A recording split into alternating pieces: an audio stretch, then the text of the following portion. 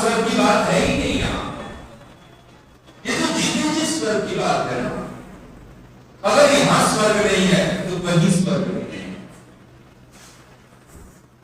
और अगर यहां नरक है तो जहां भी जाएंगे वहीं नरक होगा।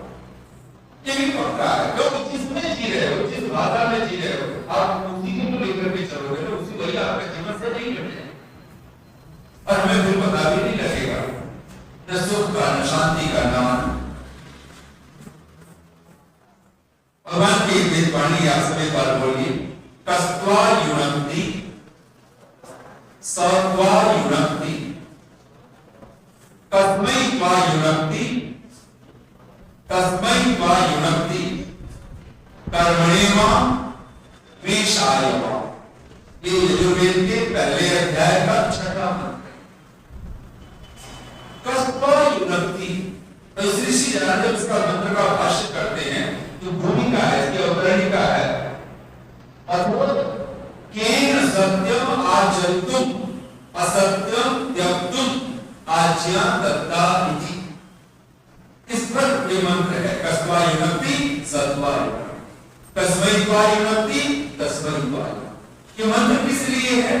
तो कहते हैं केन सत्यम आचरितुम असत्यम त्यक्तुम आज्ञा दत्ता।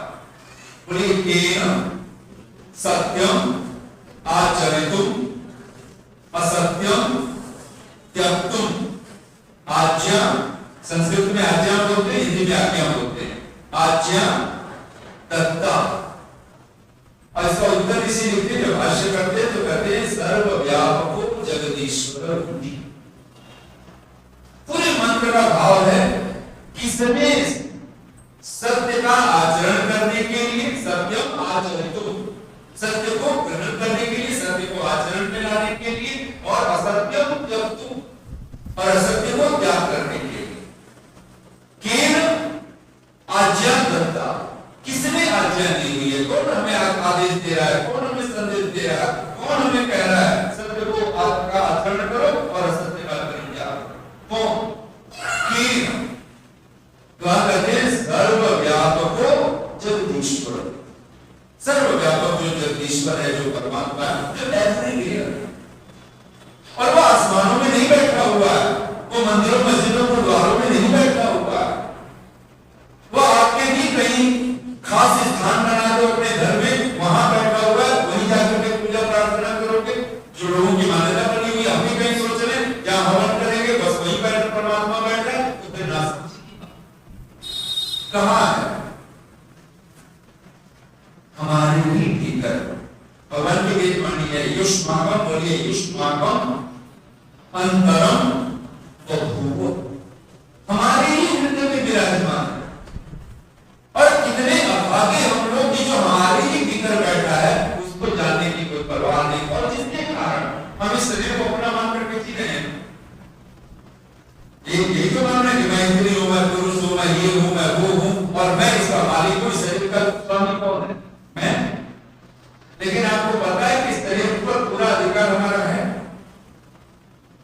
रोटी खा रहे हैं, रोटी ब्लड बन रहा है, रक्त बन रहा है, रस बन रहा है, हमें पता है? नहीं पता है। कैसे बन रहा है हमें नहीं पता है। कौन बनाएगा कौन नहीं बनाएगा कोई मुकदमा नहीं छोड़ सकते। आप खुल रही है, नींद आ रही है, वो भी उसी की जैसे कोई अंग हो। कब नींद आ जाएगी, कब नींद आ जाएगी तो आ ही जाएगी हमेशा के लिए, इसका भी कुछ पता नहीं। हमारा ही शरीर है, हम श्वास ले रहे हैं, छोड़ रहे हैं, ले रहे हैं, छोड़ रहे हैं, क्या ये हमारी इच्छा से हो रहा है? नहीं हो रहा। ये नस नाड़ियां, ये मस्तिष्क काम कर रहा है, ये मन काम कर रहा है, बुद्धि काम कर रही है, किसके कार्य कर रही है? सब पे हमारा अधिकार नहीं है। थोड़ा सा अधिकार है शरीर को जो हम अपना मान करते हैं। सब पर किसका अधिकार है? जिसने भगवान ने, परमात्मा ने दुनिया बनाई, वो अपने ही कंट्रोल में लेकर के बैठा, वशी करके उसको पुकारते हैं। जब उपासना मंत्रों की जब हम पाठ करते हैं तो वशी करके पुकारा ना, धाता करके पुकारा। तधाति सकलम जगत पोषयति मां, जो समस्त जगत को धारण करता है और पोषण करता है, उसको पालता है। तो कौन है जो धाता? वो परमात्मा ही तो है। सूर्य चंद्र मसो यथा पूर्वम प्रकल्पयत्, जब धाता शब्द ऋषि भाष्य करते तथापि सकलम, उस सकल जगत में मत सोचना ये नदियां सूरज पहाड़ इसको बनाते, हम ही तो हैं उस सकल जगत, जो कुछ ब्रह्मांड में वो सब पिंड में एक बार अगर मस्तिष्क में बैठ गई, येन सत्यम आचरितुम असत्यम त्यक्तुम आचरता, कौन है जिसने सत्य का आचरण करने के लिए और असत्य को छोड़ने के लिए आदेश दिया? आचरण तो कौन है? सर्वव्यापको, बोलिए बात, सर्वव्यापको जगदीश्वर, वो सर्वव्यापक जगदीश जो हमारी हृदय में बैठा हो। सोमरागम विनोदति, भक्त तो कभी तो प्रार्थना करता है हे प्रभु आप विराजिए, कहां विराजिए? रारंभ रमण कीजिए, कहां? सोमरागम नोदति, नो माने न, न माने हमारे हृदय में विराजिए। भगवान को बुलाना हो तो आप ये कहोगे कि मैंने ये बहुत सुंदर मंदिर बना रखा है, ये विराजिए। आज तो यही कर रहे हैं ना, प्राण प्रतिष्ठा कर रहे हैं कुछ लोग, कुछ और कर रहे हैं, कोई गुरुद्वारे बना ले, मंदिर बना ले, मस्जिद बना ले, वहीं पर मंत्र पाठ कर ले, भगवान आइए विराजिए, अब इसके निशाना विराजो। और हमारी भी मानसिकता धीरे धीरे बन रही है, एक लोगों की बन रही है, क्योंकि 150 वर्षों में जो करना था, जो समझना था, जो सुनना था, वो हम सुन ही नहीं पाए, उसको हम तो रहे ही नहीं। और ध्यान देना, जो बात आप चाहते हो आपके जीवन का अंग बने, वो आचरण आपके रूप में आ जाए, तभी आ सकता है जब उसकी रिपीट बार बार, एक बार से कुछ नहीं होने वाला, 10 बार से भी कुछ नहीं होने वाला, बार बार आपको वो दोहराना होगा, क्योंकि ये जन्मों जन्मों की वासनाएं हैं, वो एक क्षण में घटती बनती। अगर दिल तक कोई बात पहुंचानी है, उसके संस्कार बना देने हैं, तो आपको बोलिए आवृत्ति ही, एक महर्षि कपिल का सूत्र है सांख्य शास्त्र का, बोलिए आवृत्ति ही उपदेशा, सत्कृत संस्कृत भाषा में बोलते हैं सत्कृत, सत्कृत कहते हैं एक बार, सत्कृत ये संसार वाला स्वर रहेगा, स्वर नहीं है, सत्कृत नहीं है, सत्कृत, सत्कृत मतलब एक बार, और कहते हैं आवृत्ति और सत्कृत, और अनेक, और सत्कृत में एक बार नहीं बहुत बार, बार बार, बारंबार जिसको बोलते हैं, शत बार बोलते हैं, कोटिशः बोलते हैं। जैसे जो नमस्कार करना हो हम कोटिशः सतत नमन बोलते हैं, अभिनंदन, बार बार क्या करें? आवृत्ति और सकृत उपदेशा, क्या होगा? विवेक उच्चारे, विवेक उत्पन्न होता है। ये अगर यजुर्वेद अपने महर्षि कपिल का सांख्य शास्त्र का जब आप पढ़ेंगे, और ये लगभग 4 अध्याय है, छोटे छोटे सूत्र है, वहां प्रसंग नहीं है कि विवेक कैसे उत्पन्न होता है। जब आप सुनते हो आचार्यों को, विद्वानों को, संतों को, जब आप किसी ऋषि मुनि के माध्यम से जब आप स्वाध्याय करते हो, सत्संग करते हो, प्रवचन करते हो, तो उस की क्या करें? तो कहते जो उपदेश है उसको बार बार बार बार बार बार बार बार हम लोग क्या करते हैं? अजी ये सुन लिया, बाकी बोलिए, हम ये तो बहुत बार सुन लिए हैं जी, अभी तो आप कुछ और सुनाइए, ये हमारी मानसिकता बनी हुई। और जो सुना होगा वो कुछ समझ में नहीं आया, वो हृदय में बैठा ही नहीं, पढ़ने यहाँ है ही नहीं। अगर आपको पता है हमने कितनी बार सुन लिया, अगर आप सत्संग का अगर एक शब्द में साफ सुनो, सत्संग का अर्थ क्या होता है? सत्य का सत्य। और ये बात आज तक समझ में नहीं आई, कहते हैं जी अरे ये तो बस कहने सुनने के लिए है, जीवन तो झूठ से ही चलेगा, जीवन तो नासमझी से ही चलेगा, जीवन तो क्रोध से ही चलेगा, जीवन अच्छा बन करके नहीं चलेगा, अच्छे लोग तो दुखी रहेंगे, सज्जन लोग तो सदा ही संतापग्रस्त रहेंगे, यहाँ जो दुष्ट है वही मौज कर रहे हैं, वही उन्हीं के लाभ रस कर रहे हैं। यही तो मानसिकता बन रही है ना। हमें तो लग रहा है कि हम सज्जन बनकर के हम सुखी होंगे, सुन रहे हैं, लेकिन नहीं, ये प्रैक्टिकल नहीं है। प्रैक्टिकल क्या है?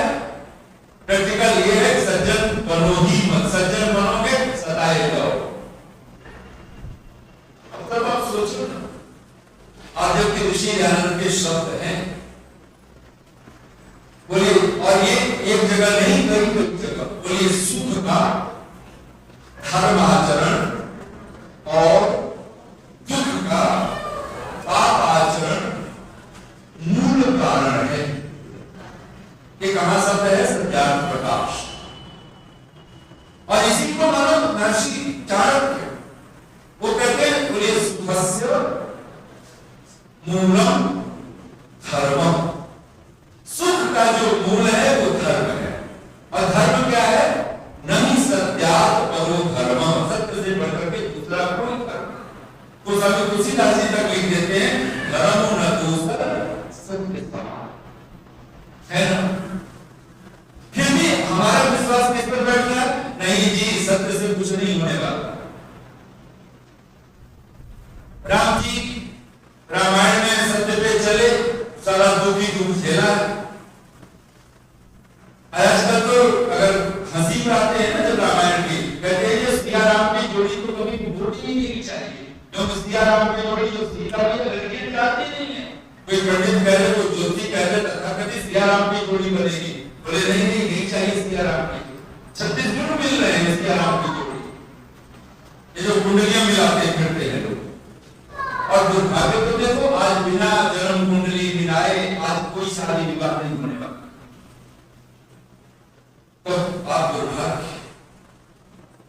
और लोग कहते हैं कृष्ण भगवान पूरा महाभारत में देखो सत्य को लेकर थोड़े चले, वो तो झूठ जगह जगह जगह जहां पे उनको लगा तो उन्होंने वहां पर छल कपट सब कुछ करवाया है, किया है। ऐसी व्याख्या करते हैं बैठे। अजय भगवान कृष्ण की भगवत गीता को पढ़ना भी नहीं चाहिए, समझने भी नहीं आता।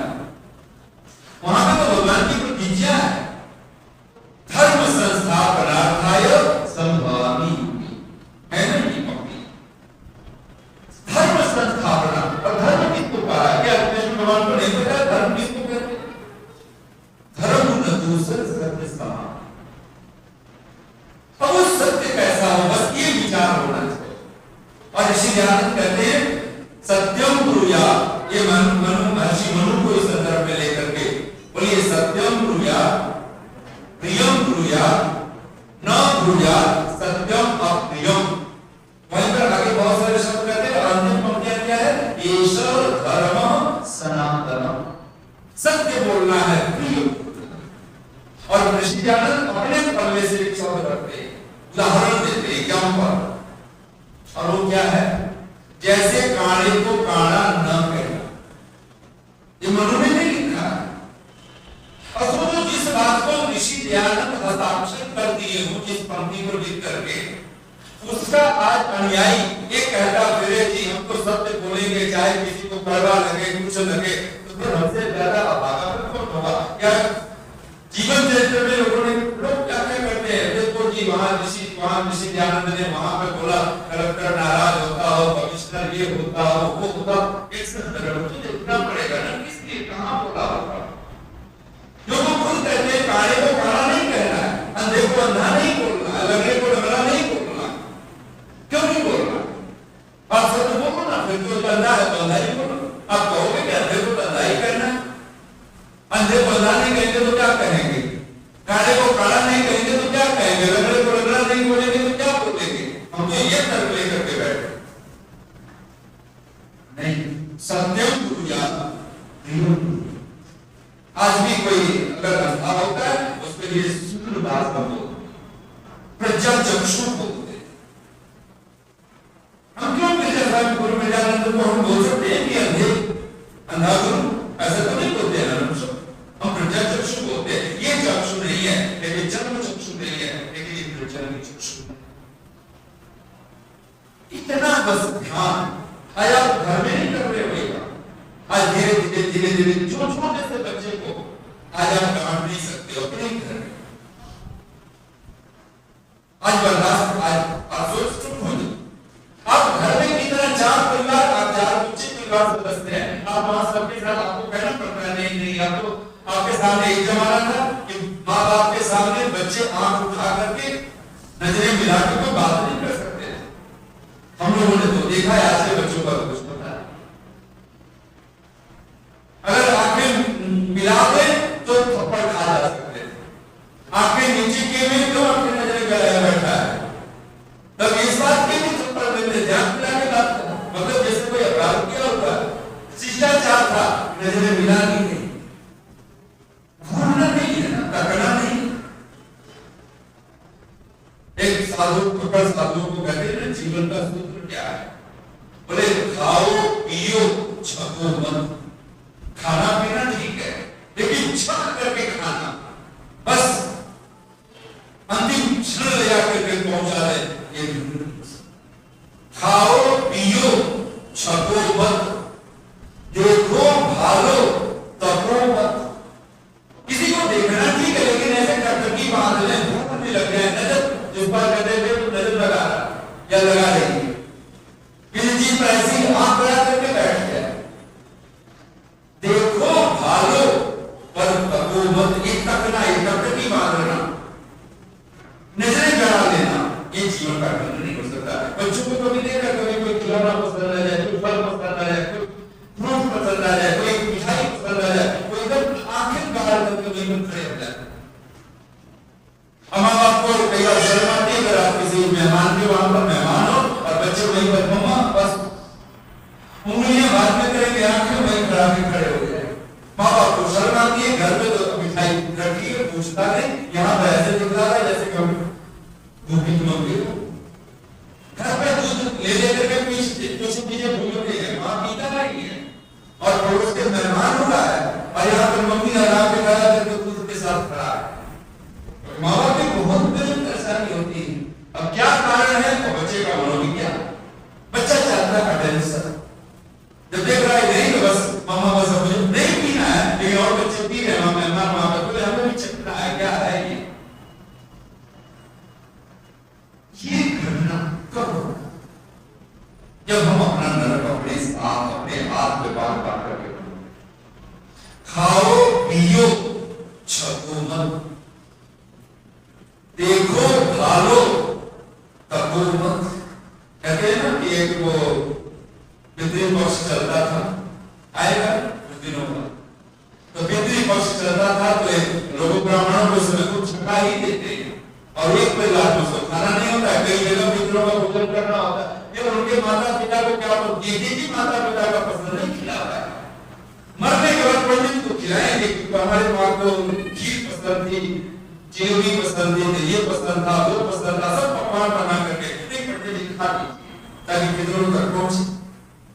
कहते हैं कि एक पंडित ने खा ही लिया, अबे इतना खा लिया तो फिर हालत खराब हो गई, डॉक्टर के पास जाना पड़ा। डॉक्टर ने कहा ये गोली दिए और बोला ये खा लो, तो पंडित को बोलता है, और पंडित क्या उसको पंडा बोलते हैं, तो पंडित ने बोला कि अगर ये गोली खा सकता तो लड्डू ना खा लेता है, और जगह ही नहीं है, एक लड्डू था वहां पर बहुत अच्छा था, पर मन नहीं भरा था, पेट भर गया है, क्या करें, अब गोली की जगह तो चले, डॉक्टर कुछ और करना हो तो कर। खाओ पियो छको मत, देखो भालो तको मत, चलो फिरो छको मत। इतनी आवाजाही नहीं करनी है, इतना कर्मठ बन करके नहीं रहना कि बस आए और घर पे बैठे, बेड पे पड़े, चेयर पे पड़े, सोफा पे पड़े, आए मर गए। किसके कहां लेकर के जाना है? भगवान ने तो ऐसा कर रखा है, यहाँ पर कुछ भी 3-5 घर में हम लोग, लेकिन भेजा था खाली हाथ, और जाएंगे भी तो मिट्टी होकर के जाएंगे, उड़ जाएंगे। यहाँ पे तो कहां जाना है, क्या लेकर के जाना, सब यहीं पे रहना है, सब यहीं छूट, फिर भी इसका होश नहीं है, तो हम सत्य का रास्ता पार। सबसे बड़ा सत्य जब आप अपने शरीर को पकड़ोगे समझ में आएगा, ये शरीर भी गिरा नहीं, ये बहुत व्यवहार में बड़ा थोड़ा सा मेरा, इसलिए तो ये जो मैं बार बार जो आहुतियां देते हो तो आप क्या बोल रहे हो, इधर न ममा, इसका अर्थ क्या है? इधम, ये जो हवि है, इधम हवि न मम, ये मेरा नहीं, यहाँ जो कुछ है सब तेरा ही, तेरा तुझको सौंप दे क्या लागत। अब वहां तो कहते क्या लागत है, वो तो बस ऐसे नहीं, बड़ी कृपा की है परमात्मा ने, अष्टवक्ति मोनिष्ठकरम परणे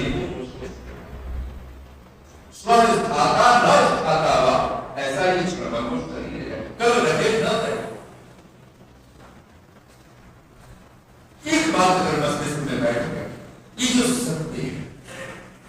तो कहते केन सत्यम आचरतु असत्यम त्यक्तु। कौन है जिसने सत्य का आचरण करने के लिए और असत्य को छोड़ने के लिए। और हम लोग ये कर रहे हैं, सुन रहे हैं कि यज्ञ करना चाहिए, लेकिन क्या यज्ञ करके लिखा है ना? ऋषि जानत तो लिखते हैं जो यज्ञ को छोड़ देता है, भाष्य करते हुए, ये भी एक मंत्र ऐसा ही है, पूरी मंत्र होती है। तस्वा विमुंचति सत्वा विमुंचति, तस्मै त्वा विमुंचति तस्मै त्वा विमुंचति। वहां पर रक्षसाम पोषाय ऐसे भागवती करके मंत्र है। और ये जो देखिए दूसरे अध्याय का 30वां, और यहां भी प्रसंग है अथा अग्नौ द्रव्यम किमर्थम प्रक्षिप्य। अग्नि में हम लोग ये हवियां हैं, घी है, सामग्री है, ये जो चार तरह की हम लोग पदार्थों को लेकर के कर रहे हैं, सुगंधित, पौष्टिक, रोगनाशक, विषकारक, हम क्यों आग में छोड़ रहे हैं, क्यों जला रहे हैं? हम लोग करते हैं, स्वामी जी ने लिख दिया, सुन लिया किसी विद्वान को, पर भीतर तो कहते हैं हाँ जी आग में जला देते तो अच्छा होता, किसी को खिला देते। अब ये जल गया, कहाँ गया हमें तो पता नहीं, उड़ गया, धुआं हो गया। तो ये पागल पर नहीं लगता है, जिसने भी किसी ने लिख दिया, हम क्या करें भारत समाज में, और तो कुछ है नहीं, मतलब क्यों नहीं है और जलाना। तो इसलिए सोचते हैं घी भी खाने वाला घी हमारा अलग है। लोग बोलते हैं, हैरान होता हूं, कहते हैं हमको फला जगह से मंगाते हैं, वो 3000 रुपए किलो लगभग पड़ जाता है, 2000 रुपए होता है, 3000 रुपए होता है, बिल्कुल वो जो पिलोने वाला घी होता है तो वो मंगाते हैं। फिर फला गाय की मंगाते हैं, कहां से मंगाते हैं? तो कोई राजस्थान का पथपेड़ा का नाम लेता है, कोई गुजरात का नाम लेता है, वहां से मंगाते। अच्छा हवन करना है तो मंगा लेते हैं, बस यही है ना। जो आपको पता है भगवान को खिलाना है, वंदना जो घी आप खा रहे हो, तो उससे भी महंगा घी अगर आप हवन में लगा सकते हो तो आपने लगाया है, तो आओ किया। आप कुछ भी लेकर के कोई भी दुकान पे गाय का घी के नाम से मिल गया, आप देसी घी मिल गया, लेकर के हवन कर दिया, तो फिर हम आगे 32 आहुतियां। और यहाँ पर ऋषि कहते हैं बोली यह यज्ञम त्यजति, जो यज्ञ को छोड़ता है उसको क्या होता है? तो ऋषि कहकर भाष्य करते हैं इसी मंत्र का कस्वा विमुंचति सत्वा विमुंचति, सह ईश्वर त्वा उसको विमुंचति छोड़ देता। तो बोली यह यज्ञम त्यजति ईश्वरो अपि तम त्यजति, ईश्वर भी उसको त्याग देता है। और हमें त्याग ही तो रखा है। जिस तरह की हमारी जिंदगी है, जीवन शैली है, घर में है, परिवार में है, समाज में है, राष्ट्र में, जहां पे कहते हैं कि हमने देश की आजादी में 85% हमारी भागीदारी थी, शायद ये नहीं था हमारे साथ, हमने इसको महत्व नहीं दिया था, हमने बस झंडा उठाया होगा देश के लिए, परिणाम निकला देश की आजादी में तो हुए, लेकिन देश में हम नहीं करता, सत्ता में नहीं हमारा हुआ। नहीं तो आज और सत्ता में होते तो आज हमारे राष्ट्रीय पशु कौन होता? हवन करना घी से करना है ना, आपने कहा भैंस के घी से हवन नहीं करना है, आपको गाय की गोबर से हवन करना है। और ऋषि ध्यान लिखते हैं सत्याप्रकाश में, बड़े बड़े ऋषि महर्षि राजे महाराजे लोग बहुत सा होम करते और कराते थे, तब आर्यावर्त प्रदेश के रोगों से रहित और सुखों से पूरी। रोग रहित होना है, ये आसन व्यायाम काम नहीं आने वाले, प्राणायाम काम नहीं आने वाले। आप गंदगी में बैठ करके प्राणायाम करोगे, प्राणायाम क्या रहेगा? लेकिन आप यज्ञ करके प्राणायाम करो, आप देखोगे प्राणायाम का क्या है। अब यज्ञ याद करके आप आसन व्यायाम करो, फिर देखो क्या ढंग है। और ऋषि ध्यान एक जगह नहीं, यजुर्वेद का भाष्य पढ़िए, अनेक जगह पे लिखे प्राण आदि शुद्ध है अग्निहोत्र को करने के लिए। आप यज्ञ को इसी यज्ञ की बात करते हैं, प्राण की शुद्धि के लिए आपको यानी प्राण शुद्ध अगर हमें करना हो, जीवन प्राण जो यज्ञ को छोड़ देता है ईश्वर भी उसको त्याग देता है। अब इतना बड़ा सत्य हमें मिला था ना ऋषि ध्यान से, लेकिन धीरे धीरे हम लोग क्या होता है, 4 लोग बैठ करके हवन कर रहे हैं, वो भी 4 मजबूरी है कि समझना ही पड़ेगा, मंत्री को समझना ही पड़ेगा, अमेरिका का किसी की श्रद्धा बनने थोड़ी बहुत चलो अपना की रखना नहीं, सामग्री कुछ एक छोटा सा गरीब से गरीब आदमी तथाकथित मंदिर में जा रहा है, आपने कभी ख्याल किया खाली हाथ कोई मंदिर जाता है? एक नहीं कुछ है, एक फल ले लिया है, केला ले लिया उसने, कुछ फूल ले लिए, कुछ अन्न ले लिया है, और कुछ नहीं तो 5-10 रुपए रख लिए उसने, रखते हैं ना, एक दो चीज बनाते हैं और फिर लेकर के पहुंचते हैं। हमारे यहाँ पर भगवान आपके सुगंधित पौष्टिक रोगनाशक विष्टकारक हजार चीजें इस आहुत करने के लिए आज्ञा देता है। भगवान कहता मैं देता हूं, मैं और हम खाली हाथ चले माना कि ठीक है, आप दिन कुछ श्रद्धा आपने चलो पैसे निकालते हो, मैं इस बात में नहीं कि आप पैसे निकाल देते हो समाज को कि आप मेरी तरफ से चली दी है इतना क्या कर, लेकिन घर से श्रद्धा लेकर के आओ, कुछ बना के लाओ, कुछ मीठा लाइए, कुछ तो लाइए। और यहाँ विद्वान भी तो होते हैं, उनको आपको समझ में नहीं आती कि कुछ भी हम लेके चलेंगे, वहां पर कोई बैठा होगा, कोई धर्माचार्य बैठा होगा, कोई होगा, और आगे हम लोग क्या आपको मंदिर वालों को नहीं पता है कि वहां पर कौन भगवान खाएंगे, सारे फल फूल मिष्ठान कौन खाएगा? लेकिन हमने ये चीज कुछ नहीं समझा, आज तक नहीं समझ पाए, और 150 वर्षों का परिणाम है हमारा नरक हमारे साथ स्वर्ग का तो कुछ पता नहीं। पूछा मेरे ना समझ ये होगा जब स्वामी जी लिख रहे हैं कि ईश्वर भी उसको त्याग देता है जो यज्ञ को त्याग देता है। बोला ईश्वर कैसे त्यागेगा जी, आप कहते हो ईश्वर तो एवरीवेयर है, सर्वव्यापक, तो छोड़ ही नहीं सकता, कहां जाएगा? फिर आप कहते हो हृदय में बैठा है, हमारे भीतर है, चलो हम भूल गए, बात समझ में आती है, वो तो छोड़ ही नहीं सकता। हमें हमारी तो मौज है जी, हमें नहीं सब छोड़ सकता। तो वहां इसी लिखता है, बोलिए तस्मै, पूछा तस्मै प्रयोजन आयो, किस प्रयोजन के लिए ईश्वर त्याग देता है? तो बोलिए तस्मै दुखम एव स्यात्, कहते हैं ईश्वर छोड़ेगा तो क्या होगा? दुखम, फिर दुख ही बचेगा और कुछ नहीं बचेगा। जब दुख ही बचे तो समझना ईश्वर ने छोड़ दिया। एक ही सूत्र है, जब आप सुखी हो शरीर के बल पर, तल पर, मन के तल पर, आत्मा के तल पर, घर में, परिवार में, समाज में, राष्ट्र में, जहां भी अगर आप सुखी महसूस कर रहे हो, प्रसन्नता महसूस कर रहे हो, आनंद महसूस कर रहे हो, तो समझो भगवान साहब। और जिस क्षण आपको लगे दुख घर कर लिया, समझ लो भगवान ने दूरी बना। क्यों? भगवान कैसा है? बोलिए ऋषि के शब्द है, ईश्वर सच्चिदानंद स्वरूप, दूसरा ही सूत्र है। उसके बाद निराकार शब्द बाद में लगाइए। जब क्या हम ये शरीर हम हैं, जब हम ये नहीं हो सकते तो भगवान ही तो हो जाएगा? बता दो, जो मूर्ति पूजा कर भी रहे उनसे भी पूछ लो, क्या तुम शरीर हो? जब हमारी आत्मा शरीर वाली नहीं है, उसका शरीर नहीं है, तो फिर परमात्मा का है क्यों होगा उस शरीर का? और अगर हो तो उसका पूरा ये विश्व ब्रह्मांड उसी का तो शरीर है। पुरुष अगर आप पढ़ें, पर आज जगत में अगर हमारी श्रद्धा होती, सन्यासी जब सन्यास लेता है, ऋषिदान का अगर संस्कार विधि पढ़ी 108 बार कहते हैं वो नाभि पर्यंत लगभग जल में, जलाशय में खड़े होकर के, कोई नदी में अथवा कोई सरोवर, और फिर 108 बार अभिषेक करता है, यानी पानी लेकर के नहाता है सिर से। 108 बार 108 लोटे जल मान लो या खड़ा जल मान लो, शरीर पे डालना है सिर पे, किसको? सन्यासी। और उस समय जानते हो 108 बार जब वो अभिषेक हो रहा होगा, उस समय मंत्र कौन पाठ कर रहे होते? 3 मंत्रों का पाठ होता है। इस बार जब 8 मंत्रों का ऋषिदान ने उसका जिक्र नहीं किया।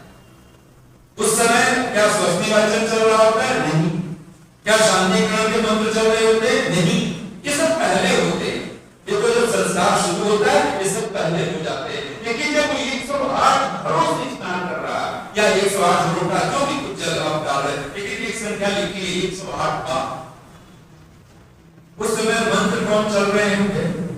पुरुष सूक्त। आप लोगों को किसी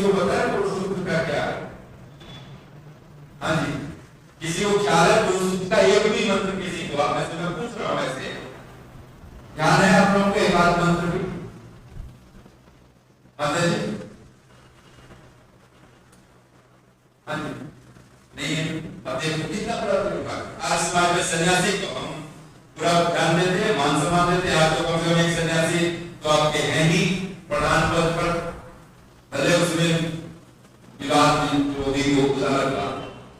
सन्यासी यहाँ आकर के बैठ के बोल जाता है, यहाँ से हम सुन लेते हैं, उसको बताना तो चाहिए कि मैंने 108 बार अभिषेक किया था। कोई मंत्र बार बार पढ़े गए थे, नहीं 108 बार पढ़े होंगे, क्योंकि उनकी संख्या है कोई 16 की है, और अगर अध्याय के हिसाब से माने 22 मंत्र है, 21वां अध्याय यजुर्वेद, और उसका पहला ही मंत्र है सहस्र शीर्षा सहस्त्राक्षर सहस्रपाद सहस्र शीर्षा पुरुषः। वो जो पुरुष मतलब परमात्मा जो सहस्रों असंख्य सहस्र शीर्षा जिसके सिर है, अथवा कहते हैं सहस्र सिर जिसके भीतर है। इंसान में भगवान है, भगवान में इंसान, इंसान में भगवान है, भगवान में इंसान है। उन सफीनों का कभी, सफीना कहते हैं नौका, उन सफीनों का कभी तूफान कर सकते हैं क्या, जिनका माझी है खुदा, जिनको खुदा के मान। मंजिलें चल पड़ती हैं उन राहगीरों की तरफ, और हमारी मंजिल को चढ़ नहीं। फ्रॉम हियर टू देयर की यात्रा नहीं है, यहां से वहां चलना है। फ्रॉम हियर टू हियर की यात्रा है, यहीं से यहीं की यात्रा है। उसको कहीं खोजने नहीं जाना है, इंसान में भगवान है, भगवान में इंसान है। उन सफीनों का कभी तूफान कर सकते हैं क्या, जिनका माझी है खुदा, जिनको खुदा पे मान है। मंजिलें चल पड़ती हैं उन राहगीरों की तरफ, दिल में जिनके जोश है, पैरों में जिनके जान। ये जोश और जान, इसी का नाम है सत्यार्थ प्रकाश और उल्लास। ये जो दिल में जोश होगा ये कब हो सकता है, जब आपके जीवन में सत्यार्थ प्रकाश, सत्य का ही अर्थ प्रकाशित हो गया, फिर आपके जीवन में उत्साह ही उत्साह होगा। और नंदना ये जो दूसरा शब्द है, पैरों में जिसकी जान, ये जो ताकत, ये उल्लास है, समुल्लास। ऋषिदान के ग्रंथ देख रहे, सत्यार्थ प्रकाश का अध्याय का एक नाम दिया, बड़ा प्यारा नाम दिया है, समुल्लास। हम लोग का उल्लास क्या होता है, पहली बार नया नया जब समाज में आएंगे, भवन में बैठेंगे, बड़ा उत्साह, बहुत अच्छा लगा, धीरे धीरे पक गए, बस जी कुछ नहीं, ठीक है। खान पान बस जी कुछ ही बस, रहन सहन कुछ हो बस, दिनचर्या कुछ नहीं। हमारा उत्साह कहाँ चला गया, धीरे धीरे खत्म होता चला गया, और खत्म होता तो कुछ गलत पढ़ना था। अपनी श्रद्धा का पहले दिन आए थे तो छोटी सी चीज ऐसा हो रहा था, फिर वो बढ़ती चली गई, और पूर्णिमा की चांदनी की तरफ आप पूर्ण करते प्रकाशित करते, जैसे सूरज डूब गया। लेकिन ऐसा नहीं, और आपको एक क्रम में देखना है जो 10 सूत्र है ऋषि ज्ञान, सत्य को ग्रहण करना। क्यों नहीं ग्रहण कर पाते हैं, तो फिर आप दोबारा दोहरा लीजिए उस वक्त, कपिल महर्षि कपिल की सूत्र, बोलिए आवृत्ति असकृत उपदेशा, क्या होगा, विवेक को चाहिए। अगर आप ज्ञान चाहते हो, ज्ञान चाहते हो जिसको हिंदी में ज्ञान बोलते हैं, अगर आप विवेक चाहते हो, प्रज्ञा चाहते हो, जो उपदेश आपको मिल चुका है, एक बार सुनने से बात नहीं बनने वाली, उसको बार बार बार बार बार बार बार बार, इसको क्या बोलते हैं, अभ्यास। इसको कभी हमेशा अपराध दृष्टि को तो नहीं रखना है, लेकिन हम संध्या में बैठे हैं जी हमारा मन भटक गया, लेकिन ये तो अच्छा होगा, आपका मन भटका लेकिन मंत्र भी भटके, मंत्र वही चलते रहे।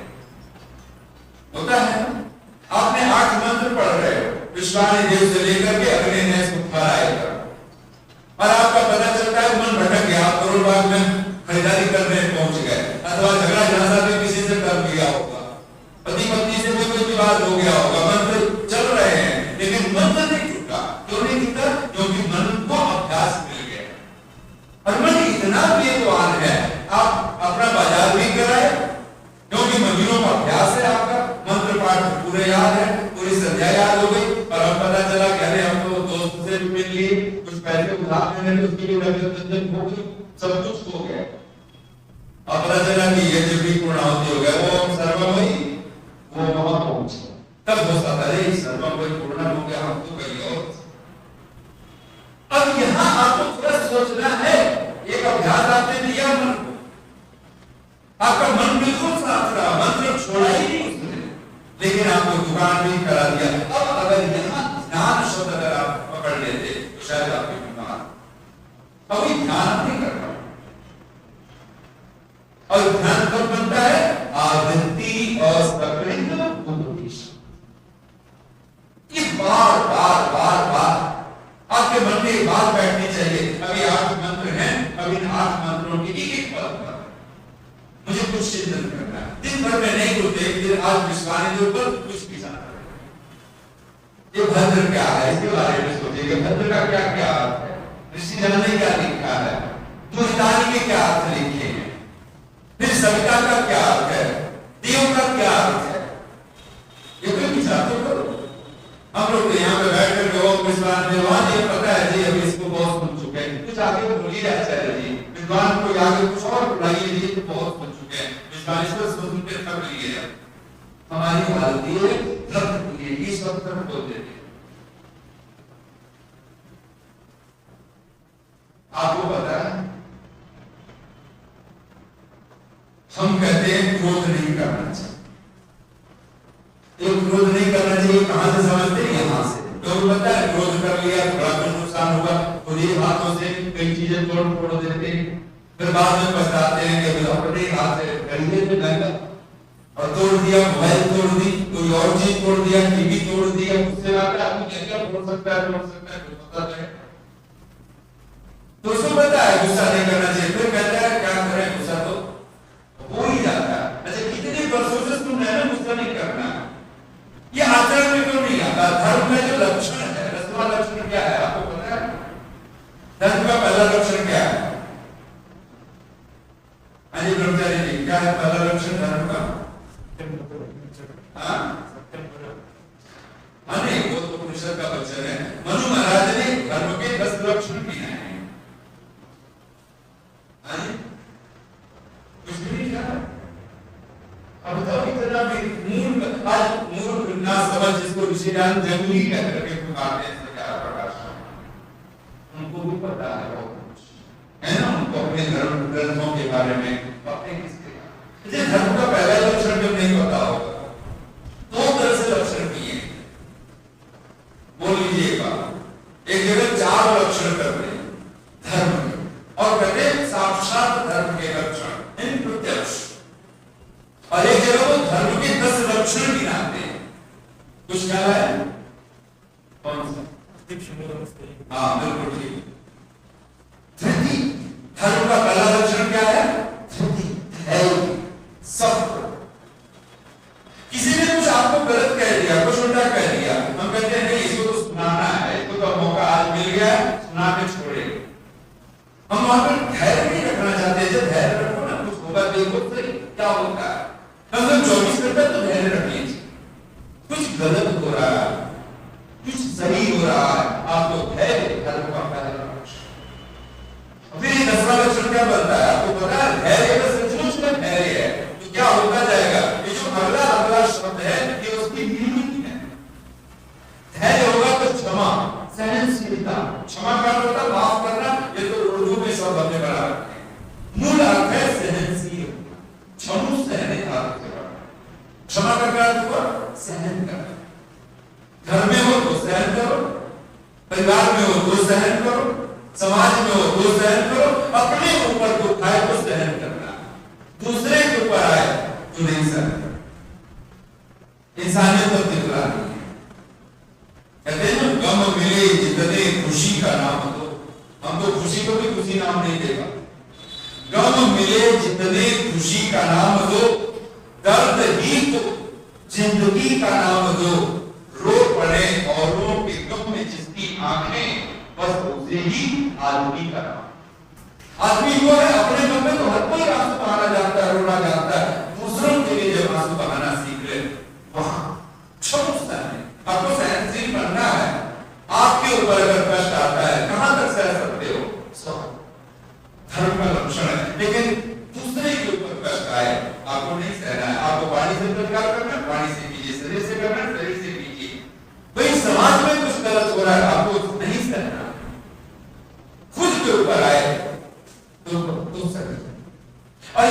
क्रम चलते चलते कहां तक जाएगा? इसी धर्म के लक्षणों में आपका ये क्रम धृति, क्षमा, दम, अस्तेयम, शौचम, इंद्रिय निग्रह, धी, विद्या, सत्यम। नौवां लक्षण क्या है? सत्य। धर्म यहां आगे पहुंच जाता है। ये नहीं अगर मैं कहूं सत्य, आप जब व्यवहार कर रहे हो कि कह रहे हो मैं तो सत्य बोलता हूं, सत्य कहता हूं, तो इसका मतलब ये जो नौवां लक्षण है, इसकी पीछे पीछे जो 8 लक्षण है, ये 8 लक्षण आपके पास हो तो समझना कि आपके पास सत्य है। बात समझ में आई?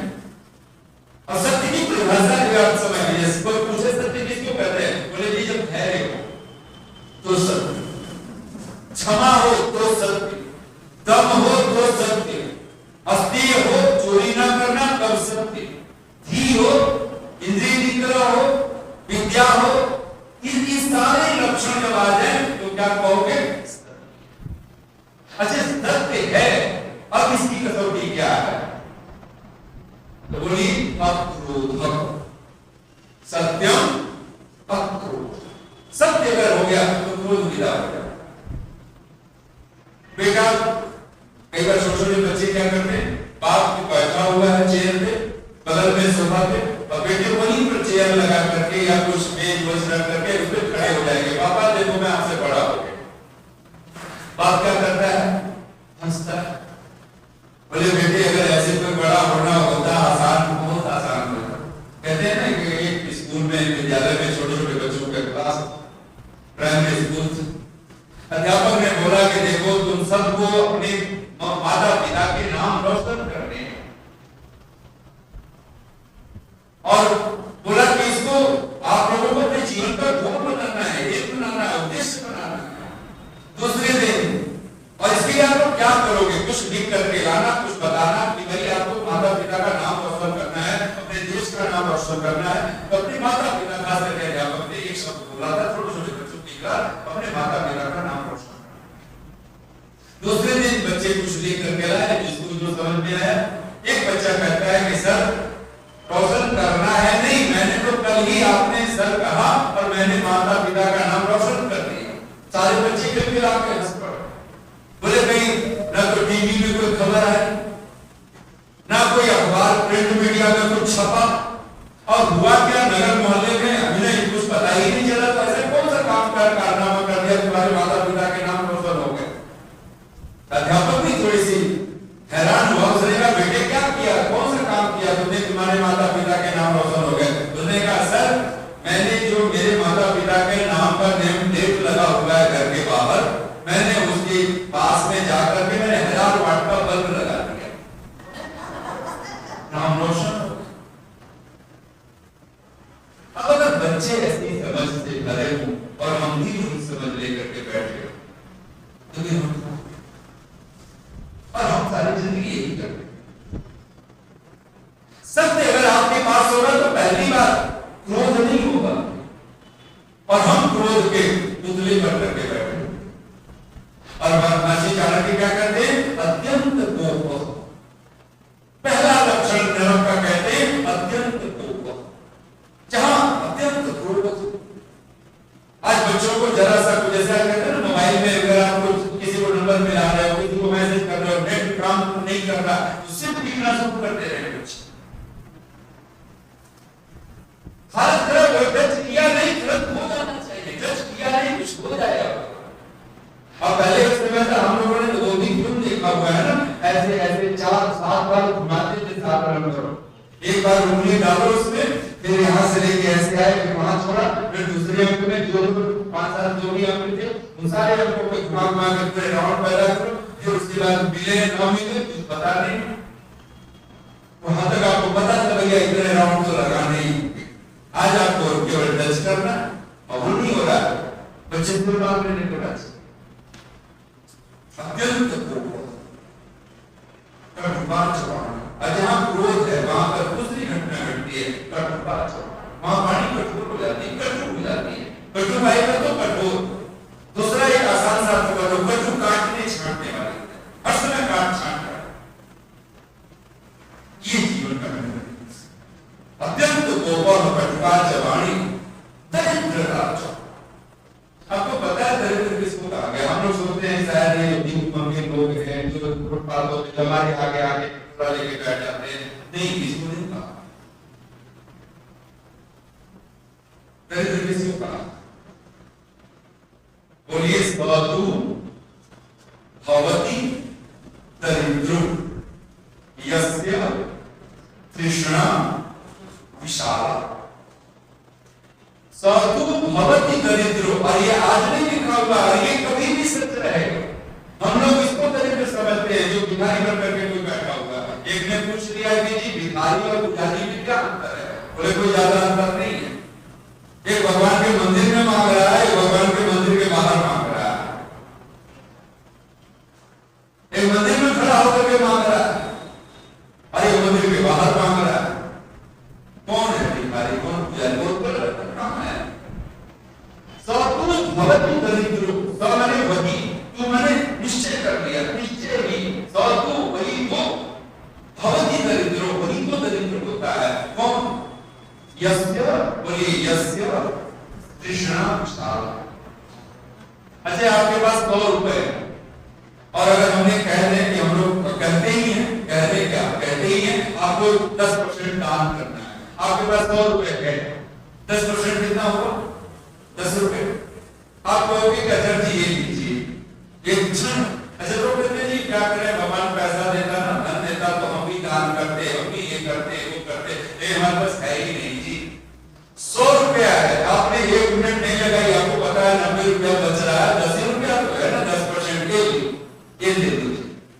अच्छा अगर आपके पास 10 लाख है तो लाख रुपया है, चलो 10 लाख की तो बात छोड़ो, लाख रुपए है, और अगर कहा जाए 10% दे दो, आपको क्या जल्दी सोचेंगे, थोड़ा समय दीजिए, विचार कर लेते हैं ना। अगर 10 लाख है तो इस पर अच्छे से विचार करना पड़ेगा। अगर करोड़ है आपके पास तो बोले इस पर हमें और लोगों से भी सलाह लेनी पड़ेगी, केवल अकेले विचार से नहीं बात करने, घर वालों से भी पूछना पड़ेगा, पत्नी से भी पूछनी पड़ेगी, बच्चों से भी राय लेनी पड़ेगी कि 1 करोड़ का 10% क्या होता है, पता है ना? तो अमाउंट 100 रुपया आपके पास था, आप दाता बनकर के खड़े। दरिद्र कौन होता चला गया? सोचो ना, 100 रुपया था, आपने दक्षिण छोड़ दिया, दक्षिण दे दिया, लेकिन भगवान ने आपको 1 करोड़पति बना दिया, लखपति बना दिया, और आप त्रिकोण। अब आप छोड़िए बात। सतु भवति दरिद्रो यस्य तृष्णा विशाला। और महर्षि अष्टावक्र जनक को कहते हैं मोक्ष क्या है, बंधन क्या है? तो बोलते हैं, बोलिए परीक्षक बोलिए, तृष्णात्मकम बंधम, बोलिए तृष्णात्मकम बंधम तन्नाशो मोक्ष उच्यते। मोक्ष क्या है, बंधन क्या है? ये भी बात बहुत करीब में समझ में आता है। जितनी मात्रा में तृष्णा है, लालच है, वो बैठा हुआ है, उतनी मात्रा में ही हम बंधन है। जितनी तृष्णा घर करके बैठी हुई, तृष्णा मात्रात्मक बंधन। बंधन क्या है? एक ही बंधन है, हम शरीर में बंध गए, ऐसा कुछ नहीं है। और मजेदार चीज देखो ना, बंधे हुए हैं, फिर बंधे ही तो रहना चाहते। कौन जाना चाहता है? कोई जाना चाहता है? जरा से कोई बीमारी हो गई, कैंसर हो जाए, तो खुश हो जाना चाहिए, चलो बंधन से मुक्त होने वाले। कैंसर हो गया, बड़ी जल्दी से जाएंगे, ऐसा तो नहीं होता ना, फिर तो रोना धोना शुरू हो जाता है। नहीं जाना आए थे, लोग कहते हैं जी जन्म मरण के चक्र से छूटना है। कई साधु सन्यासी आपको मोक्ष ही सिखाते हैं, समाजों में भी आजकल सिखाई गए। यहाँ से मरना हो, मरने की कुछ सूचना आ जाए, बढ़िया से आजकल तो सबसे बढ़िया बीमारी एक ही है, तो सबसे कठोरतम बीमारी जो शरीर छुड़ा के जल्दी से जल्दी ले जाएगी, कैंसर है। मान लो आदमी के अथवा ये महामारी आई है, उसको लेकर के लोग डरे हुए। इतना सारा पागलपन, अगर आपको लगे शरीर ही बंधन है, तो ये तो जितनी बड़ी बीमारी उतनी खुशी होनी चाहिए। आए चलो छुट्टी मिली, फुर्सत हो, खत्म बात, झंझट कुछ ऐसा तो नहीं हो रहा, होना चाहिए। और ध्यान देना ये होता है किसको? ऋषियों। वो कहते झंझट में भी अच्छा हो, अच्छा बहाना है, क्या फर्क पड़ता है? प्राप्त प्राप्त जो पाना था वो भगवान की कृपा से लोग क्या कह रहे हैं वो पंक्तियां पढ़ लीजिए।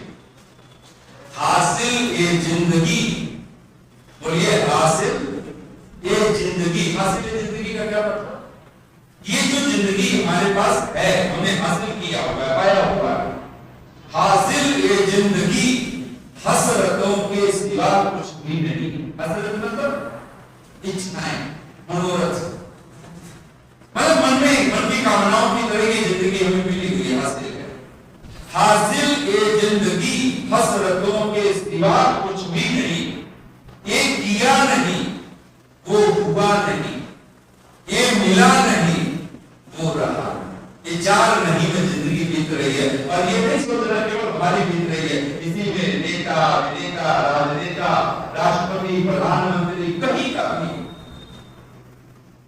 वो भी इसी चार में जिंदगी बीत रही है। ये किया नहीं, कुछ करना चाहते थे, वो नहीं कर पाया। वो हुआ नहीं, कुछ करना था और वो हुआ नहीं। ये किया नहीं, वो हुआ नहीं, ये मिला नहीं, कुछ पाना चाहते थे, वो नहीं मिला, और जो मिला वो रहा। ये चार में अगर जिंदगी बीत रही हो तो फिर हमने किया क्या? आए थे, रोते हुए आए और फिर रोते हुए जाने, कुछ हासिल।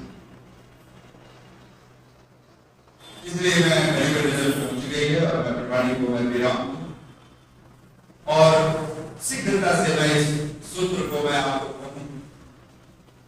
ये जो भगवान की वाणी है, कस्त्वायुनक्ति, सत्वायु। कौन है जो हमें सत्य आज्ञा से, सत्य से जुड़ने के लिए हमें प्रेरित करता है, सत्य क्रिया के लिए प्रेरित करता है, सत्य को आचरित करने के लिए प्रेरित करता है, आज्ञा देता है, और असत्य को छोड़ने की आज्ञा देता है। और बहुत आसान सा ढंग ऋषि दयानंद ने हमें किया। याद कर लीजिए वो क्या है? ये जो तीनों सूत्र हैं आर्य समाज के 10 नियमों में से, ऊपर से 3, चौथा उसी के बाद है ना, सत्य के ग्रहण करने और असत्य को छोड़ने में सर्वदा उद्यत करना। ये सहज होगा, आपको सिर्फ 3 नियम अपनाने। पहला, सबका आदि मूल परमेश्वर, और इसको इतनी बार दोहराओ, संध्या आप करें, 1000 काम छूट जाए। हम लोग कहा करते हैं अगर 5 यज्ञ है, 5 यज्ञ है, बोल लीजिए परिणाम, अथ ब्रह्म यज्ञ, अथ देव यज्ञ, अथ पितृयज्ञ, अथ बलिवैष्णव यज्ञ, अथ अतिथि यज्ञ। 5 है, 5 उंगलियों पर 3।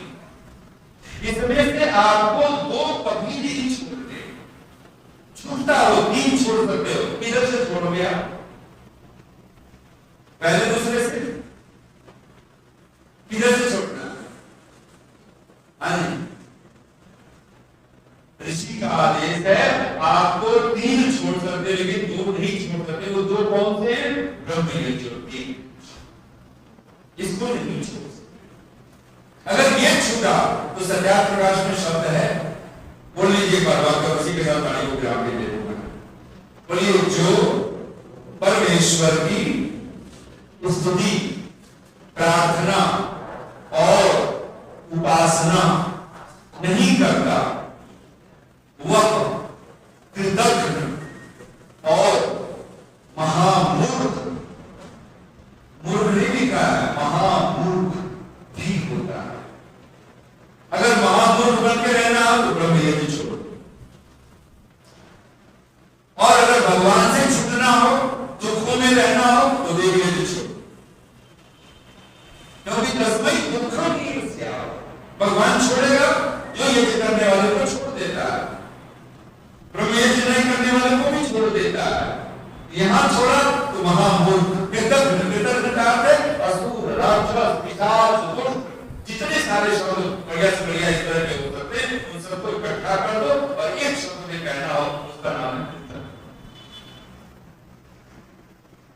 तब हमें विचार करने की आवश्यकता, बार बार दोहराइए, बार बार पढ़िए, बार बार सुनिए एक ही शब्द को। ये जो वैदिक संध्या है, वैदिक यज्ञ है, इनको बार बार श्रद्धा से और एक मंत्र पर आप रोज विचार। आइए हम तुम्हें 2 पंक्तियां करते हैं, वाणी को विराम दे रहे हैं, सभी हाथ ऊपर करके बैठे हो। बस जो मैं अक्सर बोला करता हूँ पंक्तियां बोल रहा हूँ, बस के तूफान से निकल आई किनारे जिंदगी, बच के तूफान से निकल आई किनारे जिंदगी। क्यों? तेरे शरण जो मिल गया, तेरा आश्रय जो मिल गया, तेरी कृपा जो मिल गई। बच के तूफान से निकल आई किनारे जिंदगी, चैन से गुजरेगी अब तेरे सहारे से।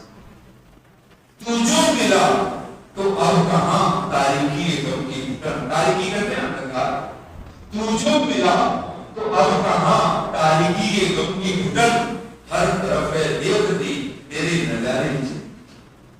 इससे पहले मैं दबा रहता था, इससे पहले मैं दबी रहती थी, मैं एक होश से, मैं ईगो अभिमान, इससे पहले मैं दबा रहता था, मैं दबी रहती थी, मैं के बोझ से क्या सुकून है जब से तू ही तू पुकारे जिंदगी, क्या सुकून है जब से तू ही तू पुकारे जिंदगी।